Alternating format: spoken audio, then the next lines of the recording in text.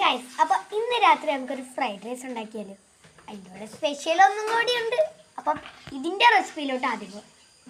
Guys, ഒരു കുറച്ച് carrot എടുത്ത് ഇതുപോലെ അരിഞ്ഞു കൊടുത്തു.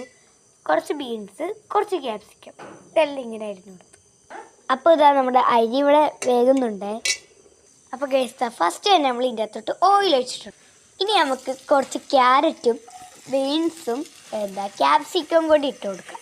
അപ്പോൾ ഗൈസ്, ഇനി നമുക്കിതൊന്ന് മിക്സ് ചെയ്ത് കൊടുക്കാം. ഇനി നമുക്ക് കുറച്ച് ഉപ്പാവാം. ഇനി നമുക്ക് അല്പം വെറൈറ്റിക്കായിട്ട് മാഗി ക്യൂബ് ഇട്ട് കൊടുത്താൽ എന്നിട്ട് ഇനി ഒന്ന് മിക്സ് ചെയ്യാം. അപ്പം ഒരു സാധനം മറന്നു, ഇഞ്ചി വെളുത്തുള്ളി പേസ്റ്റ്.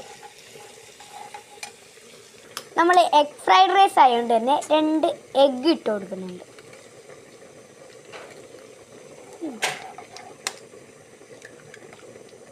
ഇനി നമുക്ക് ഒന്നുകൂടി ഒന്ന് മിക്സ് ചെയ്യാം.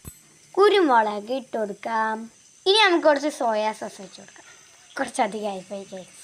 ഇനി നമുക്ക് വേവിച്ചിട്ട റൈസും കൂടി അതിൻ്റെ മണ്ടയിലോട്ട് ഇട്ട് കൊടുക്കാം. ഇനി നമുക്കൊന്ന് മിക്സ് ചെയ്ത് കൊടുക്കാം. അപ്പോൾ ഇതാണ് നമ്മുടെ ഈസി ഫ്രൈഡ് റൈസ്. ഇഷ്ടപ്പെട്ടാൽ ലൈക്ക് സബ്സ്ക്രൈബ് മറക്കണ്ട. ടാറ്റാ. പിന്നെ അതിൻ്റെ കൂടെ സ്പെഷ്യൽ ഇതാണ് ഗോബി മഞ്ചൂരി.